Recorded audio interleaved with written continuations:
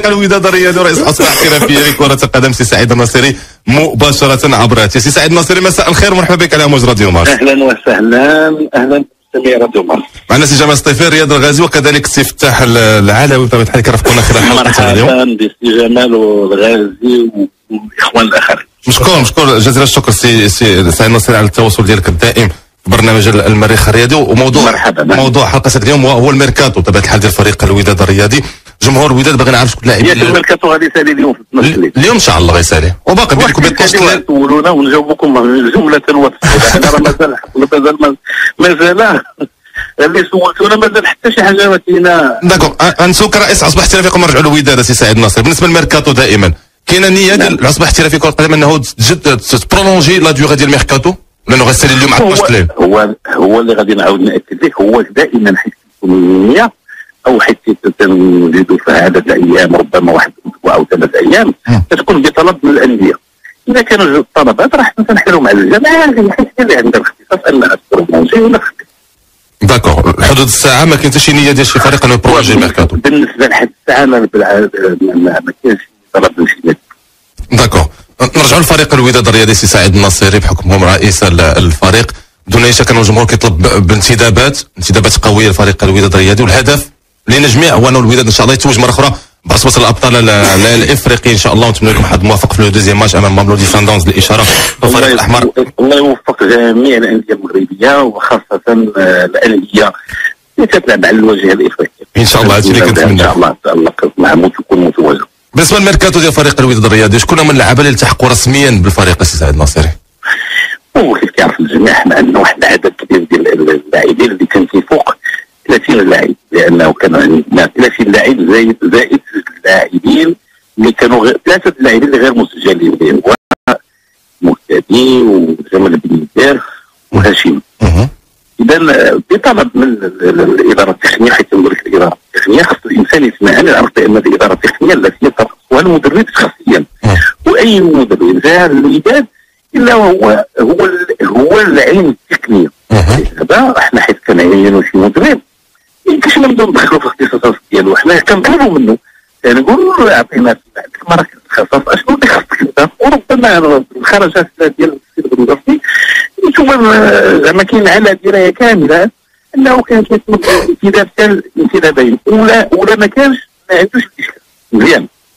قلنا ليه ما واقع القصص هو تيقول لك اذا كان شي لاعب في اي بوست وغادي يقدم اضافه، فمثلا شنو اللاعب يقدم الاضافه؟ ان المستوى ديالو يؤكد انه غادي يكون في الموعد. هذا ماشي غير هو، حنا كاملين نطلبوا ان الجمهور يكون من اللاعبين ديال الوداد، واذا ما كانش حنا ماشي غادي نديروا انسداد من اجل الانسداد. هذا الشيء كان درناه في المراحل السابقه باش نحصلوا على واحد الفريق متجانس هو اللي كنملكوا الان، ولا هذا الفريق ملك لجميع الجماهير ديالو، الجماهير ديالو سعيده معاه. حنا ما نخصوش نحرموا معاه، لان كتعرف كل مكان فيه لاعبين اللي كيلعبوا ماشي اكثر من 11، راه تيكون حارس المرمى زائد 10، وحيت تيكونوا صغيرات ما تيفوتوش 3، وحيت اللي تيكونوا في البونطوش هما 18، حيت تيكون عندك 30 لاعب كيصعب حتى على المدرب، والمدرب اللي تيتشكل من الاشكاليات يقول لك انا حيت كتجي معي يوم المباراه هاد 30 لاعب كلها بغات تلعب، ولكن باش نوفق بيناتهم كنلقى اشكاليه. الله يجازيكم بخير الا ما حاولوا تخفضوا لي من هاد الاعداد من 30 ابعد تقدر خليو 24 حتى ل 25.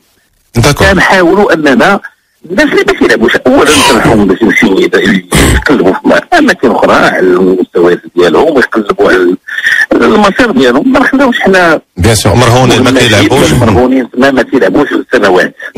اللي كان خلينا هذه الاشكاليه واننا كنتابعوا هاد اللاعبين هو الاشكاليات ديال الواجهات. الحمد لله هذه السنه الواجهه مقاده مع البطوله الوطنيه غتساهم على البطوله الوطنيه. الخارج ديال العداد غادي يكون ما كيتعداش 25 لاعب. نسمعوا السؤال ديال السي جمال. بطبيعه الحال حنا تبعنا المسلسل ديال التعاقد مع اللاعب جبران، كان ايضا دخول ديال فريق الرجاء على الخط، وكانت يعني مفاوضات يعني خوري خذت مجموعه من المراحل. السؤال ديالي هو كيفاش حسمتوا هذه الصفقه، يعني كيفاش نجحتوا في حسم هذه الصفقه؟ والسؤال الثاني هو دائما كان الحديث على ان الوداد في حاجه يعني قلب هجوم. واش ممكن تعاقدوا في هذه اللحظات الاخيره مع يعني قلب مهاجم صريح في فريق الوداد؟ اولا هذا مطلب ديالنا حنايا قبل ما يكون مطلب ديال الاداره التقنيه، والمطلب اللي كيجينا عن طريق الجماهير ديالنا انه كاين عندنا بعض اللاعبين اللي هو جبور او جابريال. هاد اللاعبين ما قدموش شي اضافه مميزه هذا الموسم. حنا كنقولوا حنا ما امتدنا لا جبور ولا جابريال المستويات والعروض اللي قدموها مع الانديه ديالهم. جبور كان مجرد، وحنا حتى نقولوا مجرد انه حنا كنتمناو منه انه يقدم الاضافه، والمدرب انا كيف كان سهله هو لا بظن بانه طلب التريح ديالهم. هذا كذب ومعمول. قال بانني انا كنطلب من هاد اللاعبين او اي لاعبين اخر. مع ذلك عندنا عروض عده لاعبين، انا جيت لك عده لاعبين بالالحاح الى حد الساعه اللي هو وناجم الحداد كومارا بريء. وهذه العروض ياتينا باهظه، ياتينا بارابور الناس اللي تيوهموا الناس اننا حنا ما عندنا باش نخلصوا اللاعبين ديالنا او ما عندناش باش نسالبوا. كان ممكن اننا نقدروا نوضوا صفقه واحده ويبان على اساس ان راه ربما، ولكن حنا في غنى على هذه المساله، ولهذا وخلينا اننا نبقاو على اللاعبين ديالنا لاننا عندنا واحد المواجهه وسنطلبوا اننا نحققوا فيها المراد، وهي مواجهه ديال عصبه الابطال، ولهذا لم يتم تسريح اي لاعب. بالنسبه للعروض بما فيهم الحداد ما بقاش هذا بما فيهم الحداد ولا اناس. داكور، غادي نرجعوا غنرجعوا للسؤال ديال المهاجم، ونرجعوا كذلك حتى ليحيى جبران، لانه سعيد ناصر طبيعه الحال مازال ما جاوبناش على جبران. حنا تنقلبوا على مهاجم. نطلب منك تبقى معايا 40 سكوند، نحرروا الفاصل الاشهاري ونرجعوا ندويو على لو بوست داتاكون اللي مجموعه من الجمهور ديال فريق الوداد الرياضي كيطلب انتداب مهاجم صريح اللي استغل من خلاله الفرص فريق الوداد الرياضي. سي ناصري. اهلا وسهلا. خلينا سي ناصري لو بوست داتاكون اللي نقدروا الوداد من خلاله يستغلوا الفرص اللي كيوصلوا للكارديزو كما مزمور حد الساعه. احنا الجميع حنا في حوار مع السيد بنزرتي، والجميع تعرف الطريقه اللي تلعبها في السيد بنزرتي. تيقول لك ياكد لك اذا كان شي لاعب وعطيناه هو الصلاحيه انه ينتدب، ربما جرب واحد العدد ديال 6 أو 7 ديال ديزاتاكون واللي كيسون كونفيرمي، شاف الفيديوهات عرضنا عليه عده الى انه لم يقتنع. تيقول لك انا هذا الشيء اللي عندي احسن. اذا كان شي حد اخر انا ما يمكنش غادي نشوفوا غير هذا، ولكن خصو يدوز معايا موسم. الا كنتي كتقلب على واحد يدوز معاك موسم، ما هو دوز معاه موسم جابريال ولا جبور. هو فسر لنا انه الطريقه اللي كيلعب بها خاصو واحد لاتاكون كيلعب ماشي بديك الطريقه اللي كنعرفوا راس حربه 100%. انه قال لك انا بدل انه يجيبوا لي اتاكون ولا ما يكونش بهذه المستويات اللي كنعرف، انا كنصر على ابقاء الحداد والناس. داكور. واخا اللاعب احداد ديال الزمالك واش كاين شي مفاوضات معاه باش يجي للوداد؟ كتعرف لاعب احداد جميع الفرق الوطنيه كان كيلعب لاعب ديال البطولات الوطنيه وقدم مستوى جد رائع. تم الانتداب ديالو لفريق الزمالك.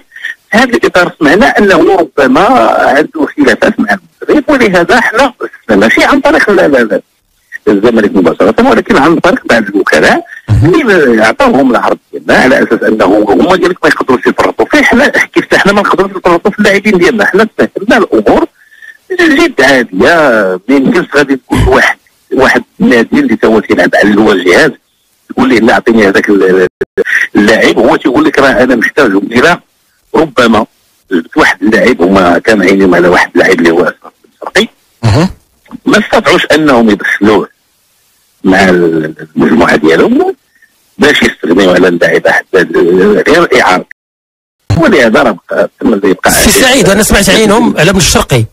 هذا الشيء اللي قال. وعلاش ما تكونش نتوما عينكم على ابن الشرقي ترجعوه؟ احنا دائما تعرف انه كان من بين اللاعبين اللي تميزوا في البطوله الوطنيه، وحنا ما زلنا على اتصال معاه. كانت عنده واحد الاشكاليه انه لابس من النادي اللي فيه فرنسا، ما يمكنش يمشي لنادي اخر لانه ربما لعب ما يمكنش ليه ياخذ من ليسونس. هذا هو اللي داكوغ. سي سعيد الناصري، قرينا جميع في انستغرام وفي لي ريزو سوسيو احدث كيودع الجماهير ديال فريق الزمالك، والاخبار اللي عندنا بانه الان في الطياره داخل هذا السؤال خصو توجهوا لسي حداد باش هو ودع الجماهير، ولا عندنا اخبار بانه جاي في الطياره دابا. يا سيدي شوف، الى عندك الاخبار جاي في الطياره حيت يجي على سلامته. بالنسبه ليحيى جبران سي سعيد الناصري، واش وقع رسميا في كشوفات فريق الوداد؟ وربما من 3 ايام ولا هذه باش وقع. لا عرفتي علاش؟ حيت موالفين سي سعيد ملي كيجي يلعب زعما كتكون الصوره والبريزونطاسيون داكشي ما تسمعش هذه القضيه دي. انا غادي نعاود ناكد لك ان يحيى جبران لاعب فريق نادي سعيد. لا راه عرفناه، انا قلت لك ما كانش ديك لا بريزونطاسيون. شحال مده العقد مع سي يحيى جبران؟ 3 سنوات ونص. داكوغ. رياض؟ سي سعيد، مادامنا كندويو على يحيى جبران، حنا كنعرفوا اكثر الجدل على الصفقه ديالو. انا اللي بغيت نسول سي سعيد مادام هو الرئيس ديال الوداد، واش فريق الوداد كان عنده مفاوضات مع اللاعب مع الوكيل ولا مع النادي مباشره؟ سي نورمال لانه هو مربوط بعقد مع الجبه الاماراتي. حنا مباشره تكلمنا مع النادي، مع النادي هو اللي حولنا اللاعب، وقبل بالاتصال باللاعب ورشدوه لنا مباشره، وكانت الموافقه قبل ما يحطوا رجليه في المغرب، موافقه كتابيه، وجا مباشره لنا. انا كنسمعوا شي عادي. انا كل نعم الصفقه ديال يحيى جبران كاين 3 الاطراف اللي هما فريق الوداد، فريق الفجيره الاماراتي، ويحيى جبران اللاعب اون لوي ميم. نعم. هذوما الاطراف. واش دخل يتمنى رئيس الشباب المحمديه في ليستوار؟ واش غادي نقول لك انا؟ اللي دخلوا هما اللي غيقدروا يشرحوا لك. انا ما عندي علاقه هو صديق، حتى هو يلاه خدا الرئاسه ديال واحد فريق الشباب المحمديه اللي عندي معاه علاقه صداقه ما يقرب على 20 سنه. سيد معقول، ما عندي ما حتى شي خلاف، الا الناس ربما ما نعرف. ما يمكنش غادي نقول لك علاش قالوا هذه الهضره. انا اللي كنتفاجئ اننا حنا الوداد غادي ننتظروا حتى يجي السي يتمناه. واش هاد وكلت مولي درنا سنوات هاد وهاد اللاعبين كيخلصوا منا يتمنى؟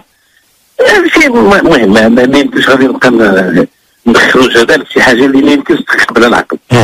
واخا بالنسبه للاعب ديال الطاس اللي سينيتو ليه، يعني تم توقيع عليه الظهير ايسر، واش غيبقى يعني في الوداد ولا غتم الاعاره ديالو للشباب محمديه او لفريق اخر؟ وبالنسبه لي هو حنا غادي نسجلوا ان شاء الله اليوم في الوداد، وغادي يبقى هذه مهمه ديال المدرب. وي داكور. اذا المدرب اقتنع بالاداء ديالو هو نسبيا نوافق عليه، ولكن لا اقتنع بالاداء ديالو كيف داكشي كنتمناو انه ينجح، لانه عرفنا جدنا القسم الوطني الثاني ان شاء الله يقدم الاضافه ويكون ممتاز في المركز اللي يبحثوا به، ماشي غير نادي الوداد، جميع الفرق الوطنيه راهو تحت بما فيهم الفرق المنتخبات الوطنيه.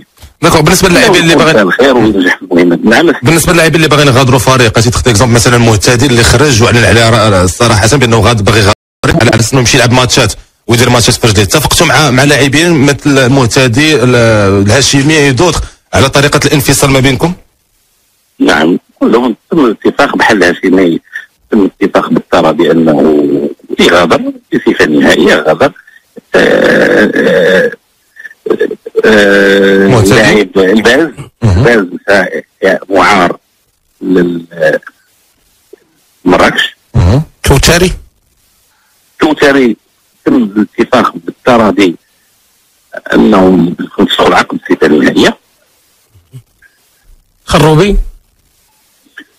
راه تعرف حنا لاعبين على عده امثله، وكتعرف الخروبي الخدمه ديالو لانه منتخب هو حارس دولي، يمكنش نفرطوا فيه في الكوره. سي سعيد، كاين واحد الحديث على واحد اللاعب ديال وفاق سطيف عبد المؤمن جابو، بزاف الناس كيتسائلوا وحنا ايضا كنتسائلوا واش كاين شي مفاوضات مع هذا اللاعب؟ معكم لا بلا ما تبقى تسال معنا واش كاين ولا ما كاينش. دابا قول لنا واش عوري شوف باش نكونوا اكثر دقه، واش عرضوا عليك هذا اللاعب او لا؟ انا دائما تعودت مع نفسي انني ما نقول حتى شي سر، حتى شي كلام، بالاخص للجماهير ما نقدر نوعدهم حتى شي حاجه انا غادي نخالفها. اذا كان شي حاجه انا غنتصل بيا غادي نزودك بالمعلومه، ولكن معلومه كامله ما يمكنش نقولها لشي حد. سعيد انا عندي سؤال مهم. الميركاتو غيسد مع 12 الليل، تقدر تكون شي مفاجاه من هنا ل 12 الليل؟ احنا المفاجاه ماشي 12 الليل، المفاجاه المواسم المقبله. احنا لا كندوي على هذا 12 الليل هذا. احنا من الان حطينا عينينا على عده توصيه من المدرب على عده لاعبين، وهاد اللاعبين احنا خصنا نكونوا سباقين ان شاء الله على اساس باش عارفين انهم قدموا الاحسن في الفرق ديالهم، ولهذا غيتم الاتفاق معهم ان شاء الله باش يكونوا ان شاء الله في الموسم ان شاء الله. ولكن ما جاوبتينيش من هنا ل 12 الليل غتكون شي حاجه ولا لا؟ يا سيدي من 12 الليل المؤدب ديرو حكي هادشي اللي بغيت ويكون الخير باذن الله ان شاء الله. رياض انا بغيت نسول سي سعيد، اليوم فريق الوداد كيوقع اللاعب اللي كيلعب في قسم الهواة والمدافع الايسر ديال الاتحاد البيضاوي، واش اليوم نقدروا نقولوا بان المستوى المغربي ولا عنده قناعه بان البطوله المغربيه خاصه في الهواة كاينين اللاعبين اللي يقدروا يلعبوا في القسم الوطني الاول مع الفرق الكبرى؟ كاينين، ماشي ما كاينينش، غير حنا ما تنسبوش حنا على اساس هذا، وما تنمشيوش نحجزوا الملاعب اللي كيلعبوا فيها الهواة. هادنا كاينين عده لاعبين غنيين، وخصنا نخصوا ناس اللي عندهم رؤيه تقنيه غادي يبقاو يحجزوا ان شاء الله على اساس يقدموا لنا هذه الوظيفه ويخبرونا اي لاعب ربما يقدم اداء جد مميز ويقدر يكون صالح في المستقبل في البطوله الوطنيه. وهذا الناس اللي كدوي عليهم سي دي بروسبكتور كاينين في كاع لي كرون كلوب كيمشيو وتيشوفوا تيديروا ليست وتيجي. احنا دائما كنعترفوا اننا بزاف د الحوايج ما درناهم وخصنا نديرهم، حيت كتجي وقتهم راه غادي نديرو. سي سعيد، غير فيما يخص الصفقه ديال يحيى جبران، يعني كانت يعني انا شخصيا بعض الاخبار كتحدث على انه سي محمد اوزال اتصل بك يعني بخصوص هذا اللاعب ديال يحيى جبران. واش فعلا اتصل بك يعني باش انه بخصوص هذا يعني الصفقه ديال يحيى جبران انه ربما واش تخليه للرجاء، واش كان شفتو في هذا الاطار؟ واش لا غير الله يجازيك بخير، ولاش حنا كنا غادي نلعبوا شي مباراه مع اي فريق معين، واش الرئيس ديال الفريق يقدر يتصل بيا على اساس باش نحضروا الامور اللوجستيكيه؟ ما يقدرش يدير معايا ولا اللاعبين لا هذا يلعب ولا هذا يلعب. لا واش كان اتصال ولا ما كانش؟ لا شوف انا السي محمد اوزال كان اتصل بيا باستمرار، كان نسول على الصحه ديالو، نسول عليه ونسول فيا وكل الاحترام والتقدير. لا دابا كدريبلي والله سي سعيد غنشوف لي كومونتير في فيسبوك كلشي قلنا الناصري كيدريبلي احسن من اناج. لا والله العظيم غير في خصوص هذا الموضوع السي سعيد، واش اتصلوا بك اوزال ودووا معاك على يحيى جبران؟ في اوزال وقدموا له كل الاحترام وتتصل بيا وتنتصل به باستمرار وقدموا له الاحترام والتقدير، وانا حيت كنشوف التليفون ديالو كنفرح لانه اذا انت لا في الاتصال ولا المناسبات. الله يعطينا شي افونسون ترومبوان في حالك سي سعيد والله العظيم. سعيد ان شاء الله. سعيد انا ما نمشيش للانتدابات، انا غنمشي للاداره التقنيه ديال فريق الوداد. واش انا اليوم مازال مستمر مع فريق الوداد ولا تم هو قدم استقالة عنده واحد الرياضي ديال اموا وي احنا قبلناها منه وان شاء الله دابا يتم التعويض ديالو بالناس اللي غادي ربما يأديو المهام ديالهم. ولكن سي سعيد علاش قدم الاستقاله؟ علاش قدم الاستقاله؟ شنو السبب؟ ما عجبناش لا لان عرفتي علاش؟ لان ماشي اول واحد كيقدم الاستقاله في الاداره التقنيه، يعني بزاف قدموا مشاو. علاش؟ لا يقال لا شوف اللي قلناه هو اللي استقل حنا اللي قلناه راه قبل الاقاله ديالنا واللي استقلنا قبل الاستقاله ديالنا. ايوا علاش ما كاينش استقرار يعني سي سعيد الفريق حسن اكادير كيتشكى انه مازال ما توصلش المستحقات ديال بديع اوك. يا سيدي شوف حنا غادي نشوفوا معايا بلا تا هو يخلصوا علينا بديع اوك كيف ما خلص علينا جبران وكيف ما خلص علينا الحداد وخلص علينا الشيخ كومارا. المهم لا بصح واش درتوا مع بديع اوك وحسن اكادير؟ الله يخليك هذا كلام. احنا حسنية اكادير واحد الفريق اللي كنحترموه وتيبان لنا نفس الاحترام وسيدينو عندي معاه علاقه شخصيه. اذا عندي انا نقص نقدر نمشي عنده ولا عنده هو نقص يقدر يجي عندي انا. كنقول لك فيما يخص النقص المادي اما الاشكاليات انا حاشا ولله لا ان لا سيدينو ولا فريق الحسنيه غادي يقولوا بحال هذه الامور هذا مسائل تافهه. لا تقالت في المريخ الرياضي واللي قال هو الناطق الرسمي للفريق سعيد الله. شوف اسيدي يقول سعيد الله اذا قال شي حاجه الا كيسمى حنا راه من الاشاره. حنا راه الاشاره لا ديال سعيد الله ولا ديال الحسنيه، وحنا راه الاشاره ديال جميع الفرق واللي كيسمى شي حاجه حنا مفتوح والتليفون كيتصل بيا راه كيتصل ديال الجميع. وانا واحد الميزه عندي انا كنجاوب حتى ربما اللي تيقول لك انا غير محب، ربما يقدر ما يكونش محب ديال الطريقه ولا هو باغي يقول شي كلام ديال، ورغم انه بعض المرات كيتصلوا الناس يقولوا كلام قبيح ورغم ذلك حنا كنجاوبوا ما غنيأسوش وما شيء عادي. الانتقاد راه مقبول بالاخص هذه الظروف. كتعرف الانتقادات اللي تتوجه انا اللي تنوصي به هو هذا الانتقاد بدل انه يتوجه ما يخصوش الجماهير المغربيه، مثلا انه يتوجه للاعبين يتوجه للمسلمين، لاننا حنا كنكونوا الاسباب في هذه المسائل هذو. انا ولهذا انا عندي واحد الاريحيه كنستقبل هذه الانتقادات بشكل مريح. داكور. واخا سي سعيد انا جاوني بزاف ديال الميساج الا ما قوتنيش ما كتضعفنيش. داكور سي سور. سي سعيد انا جاوني بزاف ديال الميساج كيدويو على لو سونتر دو فورماسيون ديال الوداد، كاين المبنى كاين المسائل كاين كل شيء يمتى يولي فونكسيونيل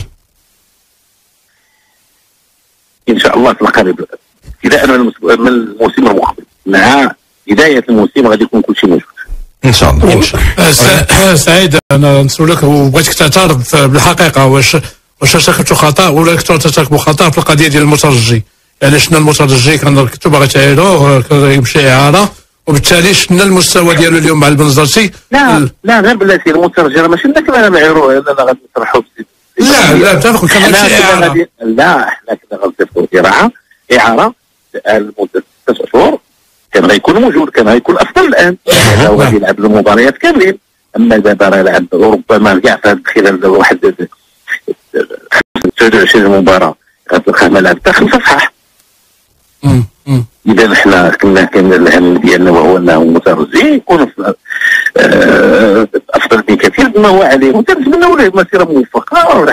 راه هو بدا كيتفهم والمدرب ديالو راه كيوعيه انه المسائل اللي ما خصوش يديرها، والاذن الحمد لله صاغيه، وراه حتى المردود ديالو راه كتشوفوا انه مباراه بعد مباراه كيتحسن. لكن تحسن خاصة إلا جا مترجي الآخر يبدا يسقيه بالكوارث واللي مترجي حتى المترجي غتكون مزيانة. مترجي اللي في المحمدية إن شاء الله كله ما حدد اون بوينت عاوتاني. لا سي سعيد اون بوينت كناك بحال سعيد النصيري اون بوينت. سي سعيد حنا دابا كنتبعوا المسار ديال فريق الوداد. بطبيعة الحال حنا كنتكلم الموضوع اليوم هو يعني الميركاتو والتعاقدات ديال الوداد، ولكن ايضا بطبيعه الحال انت كتفكر في يعني في المستقبل القريب اللي هو الشامبيونز ليغ البطوله الوطنيه، ولكن ايضا خاص يكون حتى التفكير في المستقبل. كنعرفوا انه داخل الوداد ديالو مجموعه من اللاعبين، كاين بعض اللاعبين اللي اعمارهم صغير، ولكن كاين ايضا لاعبين اللي كتقدموا في الاعمار، وكنعرفوا ان قوه اي نادي كل ملي كيقلص معدل الاعمار ديالو. واش كتفكروا هادشي يعني بالنسبه بدايه من الموسم المقبل؟ ربما غير دابا بعد دقائق باش نذكر حنا حنا الانتدابات راه ما تنقلبوش غير على 12 ليل حتى الموسم المقبل. ان راه كاينين بعض اللاعبين اللي قدموا مسيره موفقه في الفرق الاول الانديه ديالهم سواء الوطنيه او الافريقيه، وراه حنا على بصدد اننا كنتصلوا بهم على اساس باش يكونوا من التشكيله المقبله ان شاء الله ديال السنه المقبله. داكو كان اخر سؤال سي سعيد النصيري بالنسبه للشركه الرياضيه، فين وصلت الشركه الرياضيه بالنسبه لفريق الوداد الرياضي وهذا البروجي؟ اولا انا ما كنفهمش بعض المرات بعض الناس اللي كيقولوا على شي حاجه انا لا علاقه لي بها.